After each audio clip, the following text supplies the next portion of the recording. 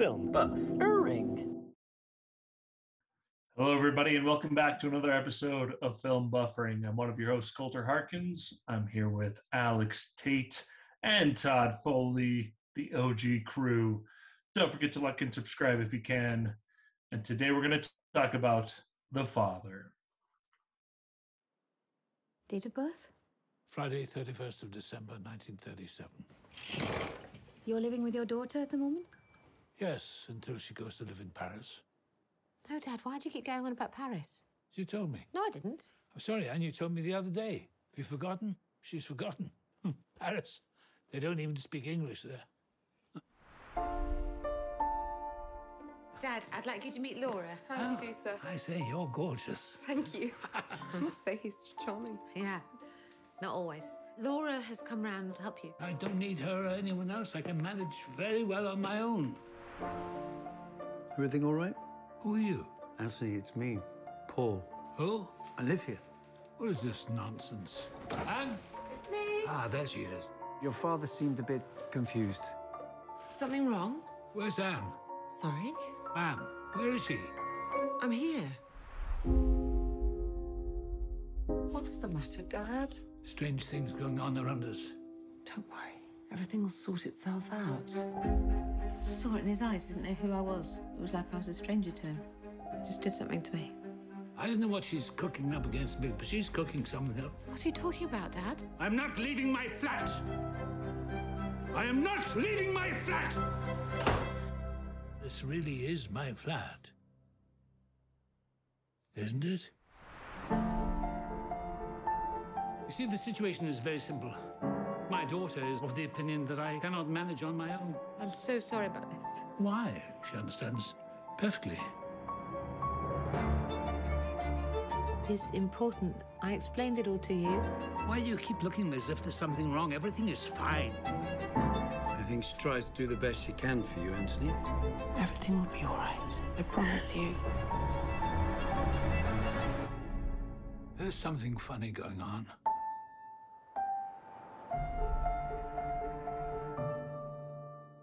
All right, quick synopsis of this one for you. A man refuses all assistance from his daughter as he ages. As he tries to make sense of his changing circumstances, he begins to doubt his loved ones, his own mind, and even the fabric of his reality. This was written and directed by Florian Zeller, along with Christopher Hampton, who helped write the screenplay. This is an adapted screenplay from a play and won Best Adapted Screenplay at the Oscars, along with Best Actor for Anthony Hopkins, starring Anthony Hopkins, Olivia Colman, Mark Gatiss, Olivia Williams, Imogen Poots, Rufus Sewell, and a couple other folks in minor characters. Wow, this was one heck of a film. Todd, what are your initial thoughts about this movie? So yeah, I didn't know it was about, or it was based on a play until I was watching the opening credits. I actually didn't know anything about this movie other than the fact that Anthony Hopkins won Best Actor for it. It was really interesting. I think the performances were really spectacular. Spectacular! Spectacular! The words of the vernacular. It had a lot of emotion to it. I really enjoyed the performances. Some aspects of the plot, I almost wanted a little bit more from it, just in terms of, I don't know, the wrap up or maybe just like the finale. But I really thought Anthony Hopkins and who else am I thinking of? Anthony Hopkins and Olivia Colman both just crushed in this movie. Crushed it. Alex, what are your initial thoughts? I mean, this was quite the pick on your end. Yeah, it was a mind. I mean, like, it was like having dementia. It was like watching dementia personified, and it was a lot. It reminded me a lot of Finding Dory. Did I forget again? No, sweetie, it's okay. No biggie, Cupcake. What if I forget you? And Capone I don't know if you guys have seen Capone, but everyone's seen Finding Dory. But it's just like the memory stuff really messes with me, and it's like hard to follow the plot a lot of times. But this one was phenomenal as far as acting goes. The cinematography was really well done. Especially, it's hard to like kind of be creative in just one spot, but they had a lot of really great shots in it. And like Todd said, Anthony Hopkins and the girl who played his daughter, and even the minor characters were all just fantastic. Just fantastic. I did not know it was based on a play either until turning it on. So I've never read the play. Like Todd, I don't really know about the ending. Didn't really like the ending all that much, but if that's how the play ends, then I guess that's how they would end it. But I am also glad it didn't go any longer, because it was a great movie, but I was literally beginning to just like lose it. Like I can't keep watching the same like 3 scenes over and over again. And it was a very good portrayal of dementia for sure. Yeah, it was definitely an experience. I mean, it's hard to put it in a different term. I would think it was, you get so invested in what's happening in this man's life, and then you just are constantly confused by what's going on in the same way that he's going on. It just puts you inside of his mindset. And without any POV, you're suddenly still in this guy's frame of mind and his understanding of what's going on, and are confused and frustrated by what's happening. And it just really captured that essence so well. And again, as you guys have said, incredible performances all around. Every character really brought their A game to this. As you guys have said, it adapted from a screenplay. The writer in his Oscar speech talked about how he wrote this almost for Anthony Hopkins, because he hoped that he would one day be able to play this part. And the character's name, Anthony, I mean, it kind of goes without saying, but what an incredible performance. He really just, so many highs and lows and everything in between, just the full range of emotion and feeling and performance. And something that I haven't seen, something that was so grounded and yet so like had so much going on, and it felt so authentic as a man who was trying to cope with not knowing what's going on at any given moment in time. And so many great choices in the way that they edited it, with the cuts and the repetition, and characters coming in and out in a way that you don't know who's going to be in the door on the other side, or who's talking even, and then all of a sudden someone else is coming into the room. And even the costume choices, like Olivia Colman's wearing, the daughter, the character is wearing the same outfit for half the film, even though it seems like the day is changing, and so you can't tell where you are in time. What year is it? It was just so well done. I just love how they also did, like you were saying, the costumes, but they also seamlessly transitioned locations where you thought you were in his flat, and then nope, you're not. You're in you're a completely different house, and if you look around, it has changed slightly. And then he's in, the nursing home at the end, and and you never had a cut. He like walked into his room, and then the daughter came in, and then he was all of a sudden at the nursing home. So I just thought it was so seamlessly done. Yeah, and then he's back in the flat again, and then he's back in the nursing home again. So you just never know where. It wasn't like a one moment to the next. It just it bounced around. So it was shot where he obviously had dementia, so it was like out of sequence and all that, but it didn't make sense from a viewer's point of view, which I obviously know it's kind of not supposed to make sense, but still, I'm just going to point it out that the daughter had the conversation about going to Paris like at the end of that timeline, right? Or near the end of the timeline. But then back in the timeline, he was talking about Paris. So it's almost as if it doesn't make sense that direction. If she had talked about Paris at the end of the timeline, or the beginning of the timeline, and then he was talking about Paris way at the end of the timeline, then that would have made sense. But that, like, the backwards didn't make any sense to me. Does that make sense, what I'm saying? The Infinity Stones create what you experience as the flow of time. Because he couldn't have time hopped. If he was having memories from the past and putting them in the future, then that makes sense. But he can't have future memories and put them backwards. Yeah. I think I'd almost like to go back and rewatch because,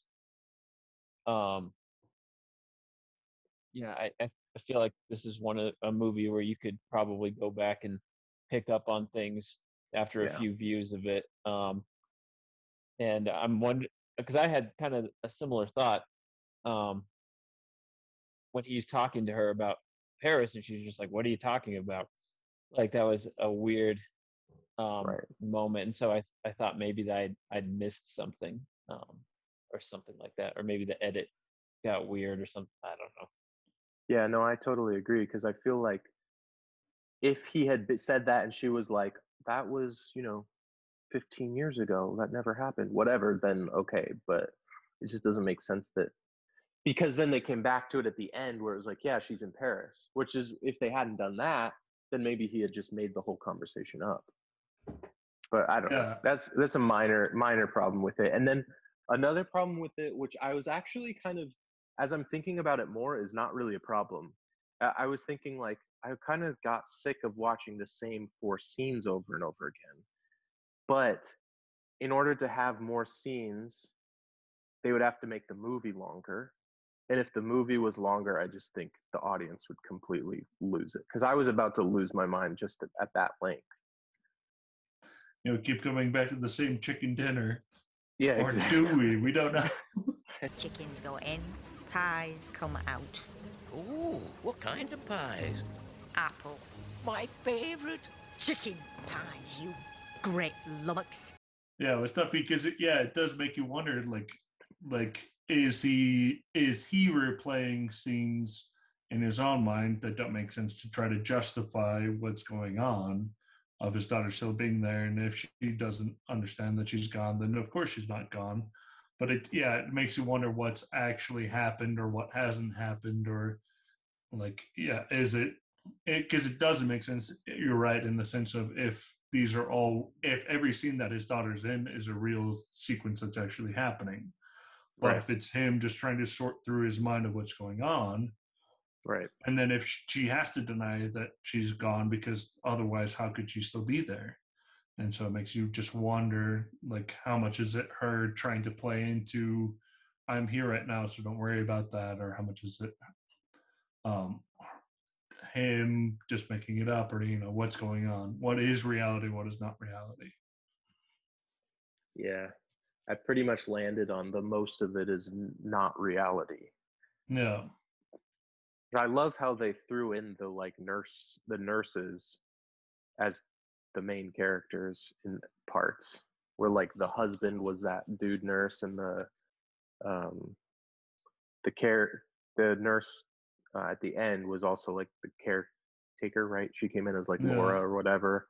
I liked that because it was like she's his daughter in the first scene, like the first cutaway where it's suddenly a different person, and because then he was in the nursing home the whole time.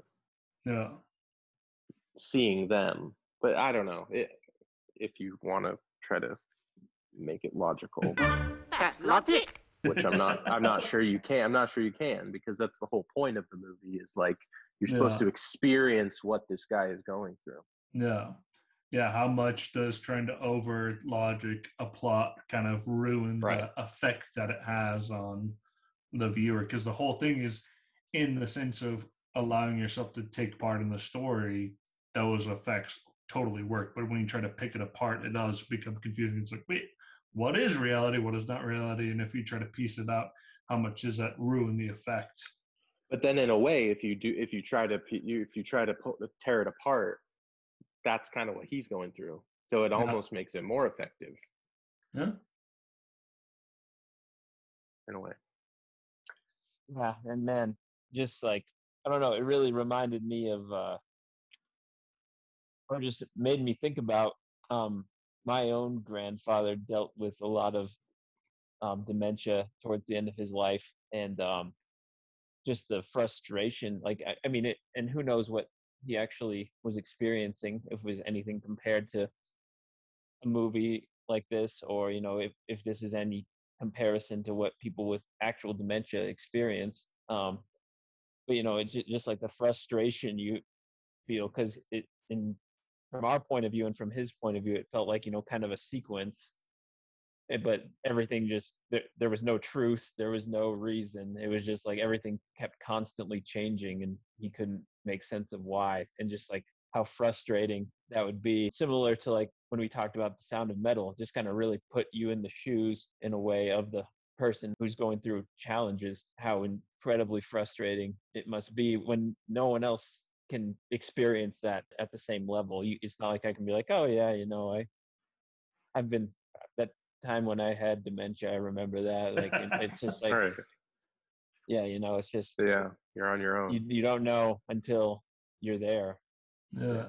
And it shows you how much screenwriting has to like kind of bend the rules in some ways. The code is more what you call guidelines than actual rules. I think that's probably where the fact that it was adapted from probably a smaller type play probably helped it a lot, because it was this kind of small scale set where it was very simple, and the dialogue was simple, but kind of had that same feeling, because a lot of plays, especially like big movies that are adapted from big plays, have just this, like, they feel the need to go way over the top. Jellicle songs for Jellicle cats. Jellicle songs for Jellicle cats. Jellicle songs for Jellicle cats.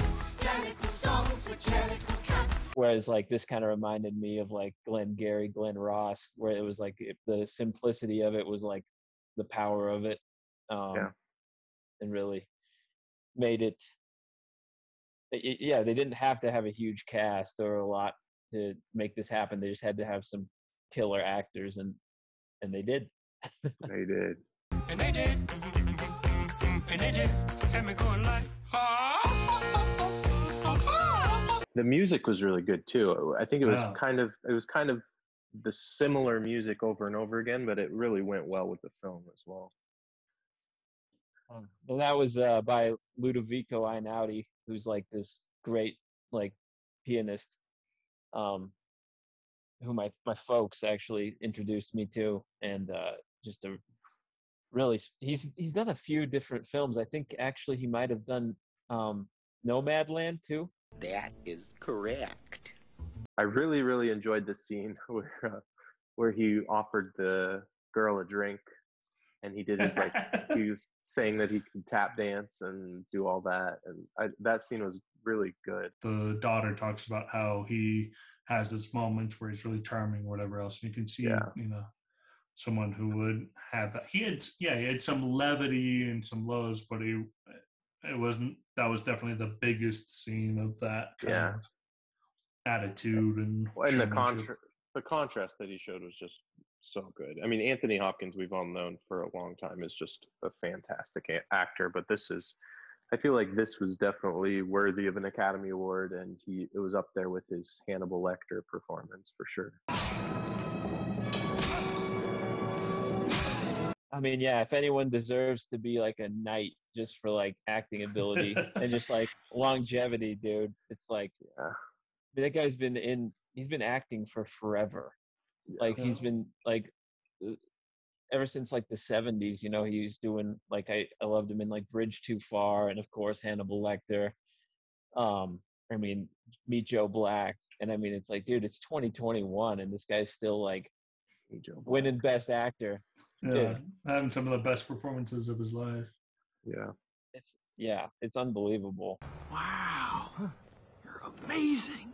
There was a scene in the end where Olivia Colman was in the car and she was just having a moment of just dealing with it, and it felt like, it's obviously a scene that's not going to happen in the play, but it gives you a little bit of, I think it was one of the final scenes that she was in, but it's one of those moments where you get to just really watch a really stunning performer through something so simplistic but like so genuine. And I feel like that's I forget who I was listening to, but I listened to some podcasts with some actors talking about that, like finding the balance of you have to do something on screen, but you can't do too much or too little. You're doing too much. Do less. Pop down. Pop up now. Stop. Get down. Get down there. Hopkins and Coleman are two actors that really know how to find whatever that screenplay or whatever their movie is that they're doing, whatever that movie needs, and finding the tone and finding the characters' needs and wants and just living it authentically. They can play really big or play really small, but this gave them a really good chance to just have a lot of moments and a lot of authenticity, but really good acting. Well, and I will say for a play, most plays don't have a lot of just living, it's mostly talking and actions, whereas films, a lot of your acting is done non-verbally. So like you said, that scene where she's just walking away, you couldn't do it you could do it in a play, but it wouldn't be as powerful, like you said, because it was so well written that she didn't say anything, she didn't cry, she just kind of walked away, and when she was walking, she wasn't looking back for a long time, and that was powerful. I thought, I was watching it going, she's got to look back, and she made it through like 2 different areas without looking back, and then finally got to her car, just does a little look back. And you could have put him in like the window or something, but I'm glad they didn't do that too. Kept it like this is goodbye. I'm not sure we should have seen that scene, because technically we should have been from Anthony Hopkins' point of view, but maybe he was imagining that, or I don't know. Because there were a couple scenes like with her and the husband character, the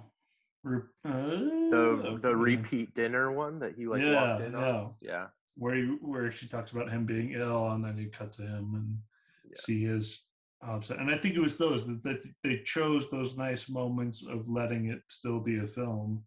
Yeah. Where you're not just stuck in his perspective, which I think was good, because it did allow the viewer a moment to breathe, so you're not completely overwhelmed by the state that he's in, and then it allows you to then be pulled back in the next time something happens, and all of a sudden you're like, why is this happening? Why are we back in this loop of things keep going wrong? Yeah, and that's kind of like what Sound of Metal did too, where they would there was no sound, and then they kind of go out and give you sound again, and then go back into the no sound. It was very similar to that. Yeah. No, so that you're touching on the feeling, and it's saying you get to experience it without just having it shoved on top of you where you're smothered by it, and you don't allow yourself to be a viewer and feel the experiences of the person at the same time. It felt like a play in the way that they gave you the exposition as well. It wasn't like an exposition dump.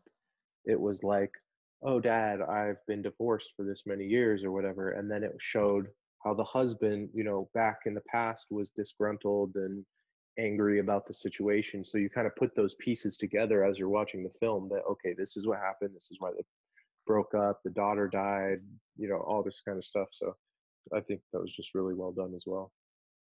And, I said I didn't like the ending at first, but, it really fit with the tone of the whole rest of the movie. I feel like, it still was just this wild frustration at the end. And it never really had a perspective from an outside person where it's like, oh, well, you kind of had to put the puzzle together yourself a little bit, like you were saying. And I really appreciated that. And the more I think about it, I think it ended actually really well. I did like his little breakdown moment too, and his who are you? Who is he? And then he's like, and who am I? And it was just kind of like, oh, this dude is he's got nothing left. He is he might come in and out, but he's really pretty much gone, which is crushing for sure. It's crushing because you like, as a viewer, you hold on to hope that maybe maybe he'll come out of it, maybe he'll remember some things, and it's like, no, he doesn't even know who he is. Yeah, you hope that he really is having those really lucid moments where he can really feel like be himself and tap dance and do all these things, these fun moments that he still has, but you wonder how much of those were really authentic or how much he created of those in his own mind. Yeah, I love that line at the end where he's like, I feel as though I'm losing my leaves. Oof. I think that's like just very like profound picture just of like, you know, someone who was, you know, once maybe just very vibrant and colorful and you know, full of life, and feels as though they're starting to die or become dormant and just lose what they once were. Just being stripped away by outside forces. Totally agree. And it was a great analogy because it's also like when the tree loses their leaves, it's not just all at once, it's like one at a time. I just thought, you're right, that was such a good line. Understanding Poetry by Dr. J. Evans Pritchard, PhD. I guess it's about time we have to rate this one. Todd, what are you giving it? How many thumbs out of 10?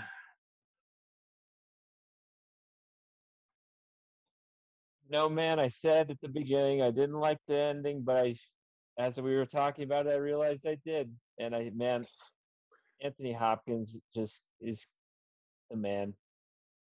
And the whole rest of the cast as well. I'm going 9. All right, Alex, how many thumbs are you giving it out of 10? This is a hard one for me because I loved the movie, but at the same time, I didn't want to watch it anymore. But that's kind of the point, because you want to get out of there. You want to they wanted to show how terrible this situation is. And so I think it was done perfectly, and I'm also going to give it a 9 out of 10.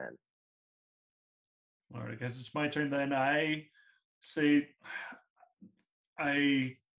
there is so few moments in this movie where I thought, could they have done something different? That I think that it was just about as well crafted as it could have been. I think incredible performances, editing, sound, writing, everything. I think they did such a good job. It isn't perfect, but it's as close as you can get in some ways. I'm going to give it a 9.5 thumbs out of 10. 9.5. You're a jerk. Just give it 10. It's so close. It burns you to have come so close. All right. Thank you guys so much for joining us. We really appreciate you giving us your time once again. We hope you join us next week where we will be watching Tomorrow War. Okay, none of you are my child. Has anyone seen Miri? Aww.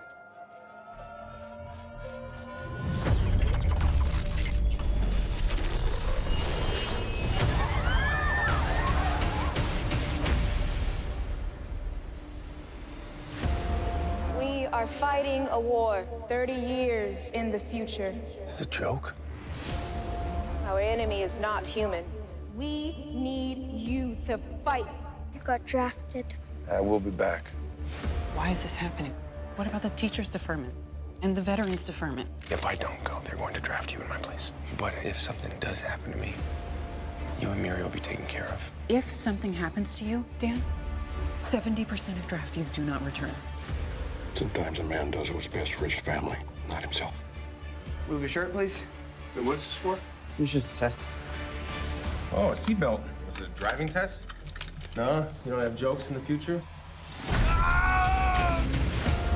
This device facilitates your jump to and from the future war.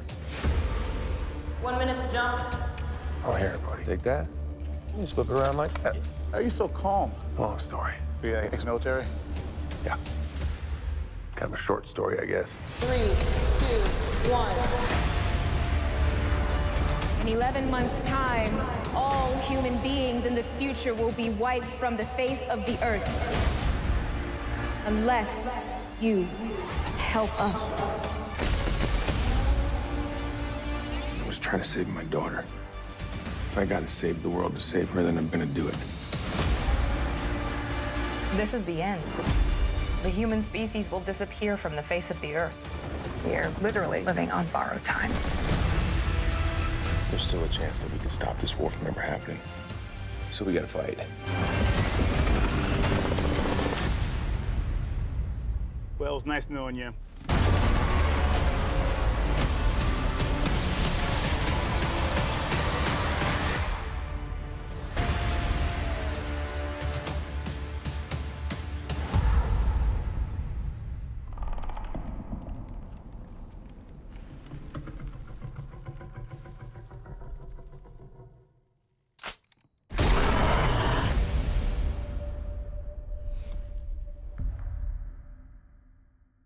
Thanks again for joining us, guys. We'll see you next week. We hope you have a wonderful week. Stay safe out there. Bye-bye.